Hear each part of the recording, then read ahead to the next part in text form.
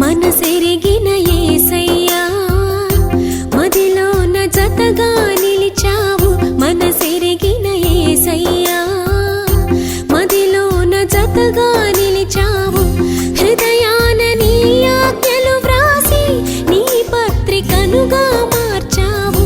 హృదయాన నీ ఆజ్ఞలు వ్రాసి నీ పత్రికనుగా మార్చావు. మనసెరిగిన యేసయ్యా మదిలోన జతగా నిలిచావు.